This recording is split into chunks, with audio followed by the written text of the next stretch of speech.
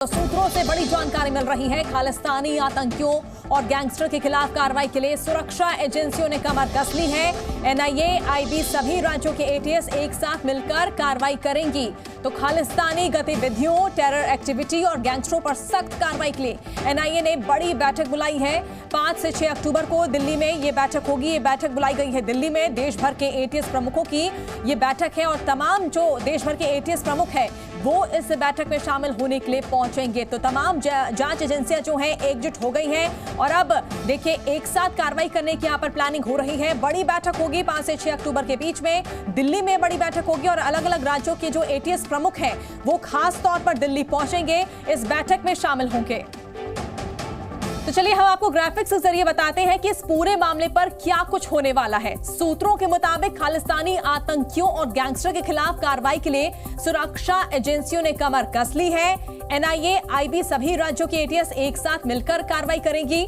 साथ ही खालिस्तानी गतिविधियों, terror activity और गैंगस्टरों पर सख्त कार्रवाई के लिए एनआईए ने ये बड़ी बैठक बुलाई है। यानी कुछ बड़ा हो सकता है इस बैठक में। 5 से 6 अक्टूबर को दिल्ली में ये बैठक होगी और इसी बैठक में तमाम जो अलग अलग राज्य के एटीएस प्रमुख हैं वो खास तौर पर इसमें शामिल होने के लिए पहुंचेंगे। देश भर के एटीएस प्रमुखों की ये बैठक होगी। तो इस बैठक में विदेशी धरती से खालिस्तानी आतंकी और गैंगस्टर के गठजोड़ के खिलाफ कार्रवाई करने की रणनीति बन सकती है और इस बैठक में NIA chief, IB chief, raw chief सहित राज्यों के एटीएस यानी एंटी टेरर स्क्वाड के प्रमुख शामिल होंगे। बैठक में पंजाब, राजस्थान, हरियाणा, जम्मू कश्मीर, पश्चिमी उत्तर प्रदेश और दिल्ली एनसीआर में खालिस्तानी गैंगस्टर गतिविधियों की कमर तोड़ने की तैयारी अब यहां पर कर ली गई है। आईबी और एनआईए के एटीएस मिलकर देखिए ये बड़ी बैठक जो होनी है 5 और 6 अक्टूबर को।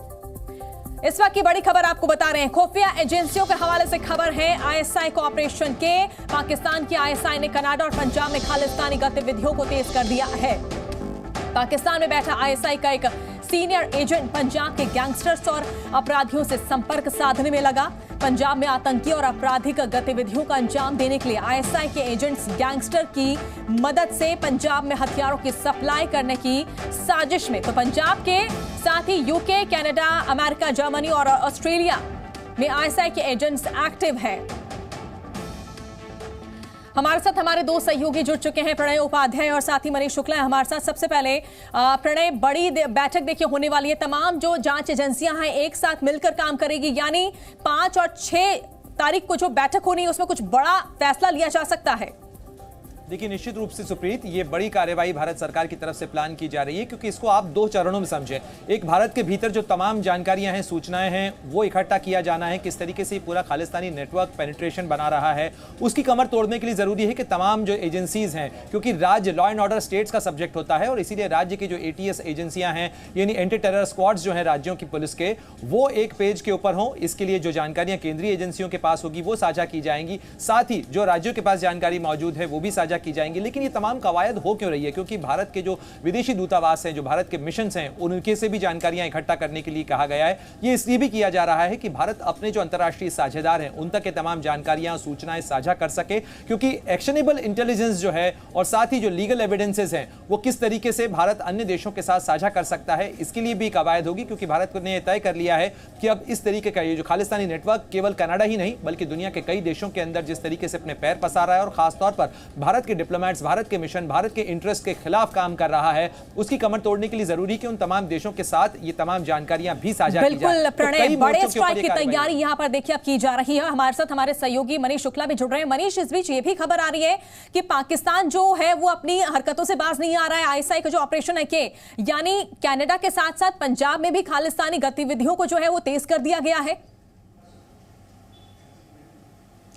देखिए, पंजाब इस में ख़ास तौर पर खालिस्तानी एक्टिविटीज़ को बढ़ाने की कोशिश हो रही है। पाकिस्तान की जो एजेंसी आईएसआई है वो पूरे मौके का फ़ायदा उठाना चाह रहे हैं। उनको ये लग रहा है कि कनाडा में जिस तरीके से भारत और कनाडा के रिलेशन ख़राब हो रहे हैं और वहाँ पे जो खालिस्तानी एलिमेंट हैं उनको बाकायदा मदद दी जा रही है। ये हम पहले भी कई बार दिखा चुके हैं कि किस तरीके से उनके एजेंट लगातार मीटिंग कर रहे हैं, बैनर बनवा रहे हैं, भड़काऊ पोस्टर तैयार करा रहे हैं और यही नहीं, बाकायदा फंडिंग की जा रही है। लेकिन इसके साथ ही सेम टाइम में पंजाब में खास फोकस किया जा रहा है पाकिस्तान के अंदर। बाकायदा आईएसआई ने अपना एक स्पेशल डेस्क बनाया हुआ है जिसमें आईएसआई का एक सीनियर रैंक ऑफिशियल है, वो लगातार गैंगस्टर्स से, पंजाब के क्रिमिनल से वो बात करने की कोशिश कर रहे हैं, संपर्क साध रहे हैं और ये कॉल इंटरसेप्ट भी की गई है। ऐसी स्थिति में ये माना जा रहा है कि आने वाले टाइम में ये ज़रूरी है कि जो खालिस्तानी नेटवर्क है ग्लोबली नहीं इंटरनल भी उसको ख़त्म किया जाए। और इसीलिए अगर आप देखें तो एनआईए की ये जो कॉन्फ्रेंस होने वाली है 5 और 6 अक्टूबर को, इसमें आईबी, आरएनडब्ल्यू और उसके साथ एटीएस के अलग अलग स्टेट्स के जो अधिकारी आएंगे, चीफ आएंगे, वो अपने इनपुट शेयर करेंगे। एक चक्रव्यूह बनाया जाएगा, स्ट्रेटजी तय की जाएगी कि अब हमारे पास ये इनपुट आ गए हैं, क्या करने हैं। अगर आप देखें तो ये भी ऑप्शन है कि इनके प्रॉपर्टीज़ जो है सीज की जाएगी, इनके खिलाफ केसेस को और स्ट्रांग तरीके से पेश किया जाएगा और उसके साथ जो भी इनपुट्स आएंगे, जो अपडेट्स यहाँ पर आ रहे हैं, लिस्ट तैयार की गई है, यहाँ तक की संपत्ति जब्त की जा रही है। प्रणय, बड़ा सवाल यहाँ पर ये कि आईएसआई के जो एजेंट्स हैं कनाडा के साथ साथ पंजाब के भी अलावा कई और देशों में भी अभी भी देखिए एक्टिव बने हुए हैं, इसको लेकर भी कोई बड़ा एक्शन लिया जा सकता है?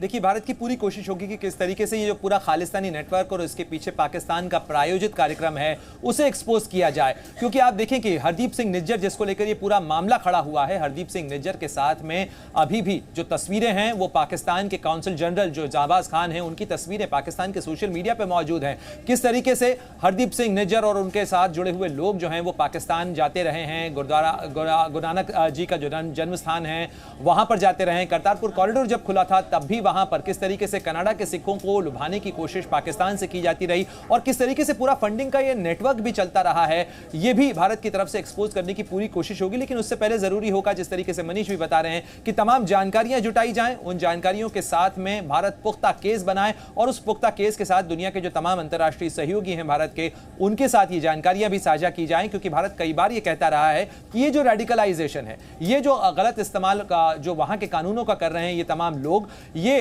उनके लिए भी चिंता का विषय है। चाहे अमेरिका में बैठे हुए लोग खालिस्तानी जो हैं वो इसका गलत इस्तेमाल कर रहे हो, या यूके में हो, या ऑस्ट्रेलिया में हो, जर्मनी में हो, कई देशों के अंदर इस तरीके की घटनाएं हुई हैं। भारत सरकार की तरफ से चिट्ठी भी लिखी गई सुप्रीत इन तमाम विदेशी सरकारों को, और खासतौर पर जो इस तरीके के राजनयिक हैं वहां पर उन्हें भी समय समय पर बताया जाता रहा है कि ये जो लोग हैं जो कि उन देशों की नागरिकता ले चुके हैं, अगर वो वहां के कानूनों का गलत इस्तेमाल कर रहे हैं तो ये वहां के लिए भी कानून व्यवस्था का संकट खड़ा हो सकता है। और ये इसके पीछे पाकिस्तान किस तरीके से पूरा एक प्रायोजित कार्यक्रम चला रहा है, और ये आज का नहीं, बहुत पुराना एक जो पूरा फंडिंग नेटवर्क रहा है। और कनिष्क बॉम्बिंग की घटना जो करीब 37 साल पहले हुई थी वो भी भारत के लोगों को अभी तक याद है। और दुनिया में इस तरीके की कई घटनाएं जो हुई हैं जिसके तार कहीं ना कहीं पाकिस्तान से जुड़ते नजर आए हैं। तो खालिस्तान के पूरे नेटवर्क के पीछे, पाकिस्तान पर्दे के पीछे किस तरीके से इन कठपुतलियों को चला रहा है, ये सारी चीजें भी जो है वो बेपर्दा करने की कोशिश भारत की तरफ से होगी इन तमाम सबूतों के साथ। बिल्कुल प्रणय, देखिए पाकिस्तान को मौका मिल गया। जिस तरह के हालात इस वक्त कनाडा और भारत के बीच इस वक्त बने हुए हैं, मनीष, क्या लगातार देखिए पाकिस्तान मदद कर रहा है खालिस्तानियों की, खालिस्तानियों को कहां से मदद मिल रही है, इसको लेकर भी कहीं ना कहीं कोई एक्शन लेने की जरूरत है? देखिए, अगर आप देखें तो पहले खालिस्तानियों को अलग समझा जाता था, गैंगस्टर्स को अलग समझा जाता था, क्रिमिनल्स को अलग समझा जाता था। लेकिन बाद में ये जानकारी आई कि ये जो खालिस्तानी हैं, गैंगस्टर्स हैं और क्रिमिनल्स हैं, इनके बीच गठजोड़ है और आईएसआई इन गैंगस्टर्स को संपर्क साधते हैं। इन गैंगस्टर्स से वो लगातार संपर्क में रहते हैं क्योंकि गैंगस्टर ऑलरेडी या तो इंडिया के जेलों में वो अपना समय बिता चुके होते हैं या उनके क्रिमिनल्स के साथ जान पहचान होती है। जो उनका नेटवर्क है उसका इस्तेमाल आईएसआई करती है टारगेटेड किलिंग कराने में। ये कहा जाता है कि इसको मारना है या इस शख्स को मारना है, और उसके पीछे एक बहुत बड़ा रीज़न है। बड़ा रीज़न ये है कि अगर किसी रिलीजियस लीडर को मारा जाता है, किसी पॉलिटिकल लीडर्स के ऊपर हमले कराए जाते हैं। अगर आप पंजाब में देखें तो पिछले 8-9 जो किलिंग हुई उसमें कई पार्टीज के लीडर्स को या आरएसएस से जुड़े नेताओं को मारा गया, और उसके पीछे ये मंशा थी कि इसका रिएक्शन होगा, इससे कम्युनल टेंशन होंगे, दंगे होंगे, सोसाइटी डिवाइड होगी और उनके लिए खालिस्तान का जो हवा है वो और तेज करने में आसानी होगी। बिल्कुल मनीष, खालिस्तानियों पर ये बड़ी स्ट्राइक लगातार जारी है और सबसे बड़ी बात की देखना होगा कि जिस तरह से हम दिखा रहे हैं कि 3 दिन में देखिए लगातार 3 बड़े एक्शन लिए गए। कनाडा से वीजा देने पर अस्थायी रोक, भारत में आतंकी पन्नों की संपत्ति जब्त की गई, ओसीआई कार्ड रद्द करने की तैयारी। ये 3 दिन में 3 बड़े एक्शन। बहुत बहुत शुक्रिया मनीष और प्रणय, आपका तमाम जानकारी हम तक पहुंचाने के लिए। और अब नजर उस बैठक पर रहेगी 5 और 6 अक्टूबर को जो बैठक होगी, देखना है कि इस बैठक में क्या कुछ निकलकर सामने आता है।